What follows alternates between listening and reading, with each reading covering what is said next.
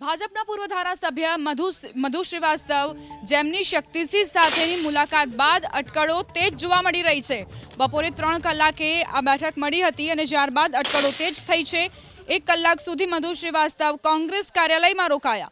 2022ની ચૂંટણીમાં મધુ શ્રીવાસ્તવને ભાજપે ટિકિટ નહોતી આપી। મધુ શ્રીવાસ્તવ કોંગ્રેસમાં જોડાઈ શકે તેવી અટકળો શરૂ થઈ છે। બપોરે 3 વાગે કોંગ્રેસ કાર્યાલયમાં મુલાકાતથી જ અટકળોને વેગ મળ્યો છે। અમારા સંવાદદાતા હિરેન જોડાઈ ગયા છે વધુ જાણકારી સાથે। હિરેન, ભાજપના પૂર્વ ધારાસભ્ય મધુ શ્રીવાસ્તવની શક્તિસિંહ સાથે આ બેઠક, શું ચર્ચા?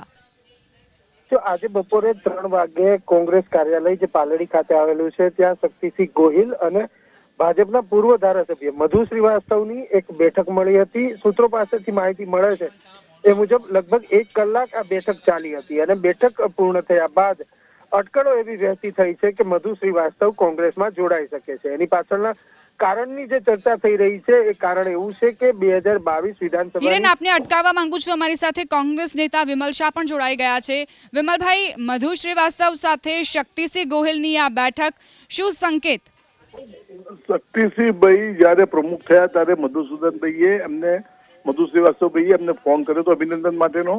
આજે અમદાવાદમાંથી પસાર થતા હતા એમણે ફોન કર્યો કે શક્તિસિંહભાઈ આપ અમદાવાદમાં છો કે હું પીસીસી આવો તો આવો ચા પીવા કે છે। એટલે ફક્ત ચા પીવા માટે એમની સાથે આવ્યા હતા અને મારે તો આજે એમની સાથે એમને 3-4 ટર્મ ત્યાં કામ કર્યું છે વિધાનસભામાં।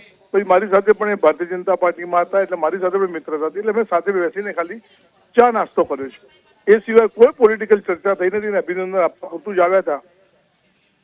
બિમલભાઈ, જ્યારે બે નેતા મળતા હોય ત્યારે ચર્ચાઓ તો થવાની છે। રાજકીય ગલિયારાઓમાં એવી પણ ચર્ચા થઈ રહી છે કે મધુ શ્રીવાસ્તવ હવે જોડાઈ જશે કોંગ્રેસમાં। ના, દરેકને હક છે આ ચર્ચા કરવા માટેનો, પણ અત્યારે કોંગ્રેસમાં જોડાવાનો કે જોડાવા માટેની વાત કરવાની કોઈ વાત હતી જ નહીં।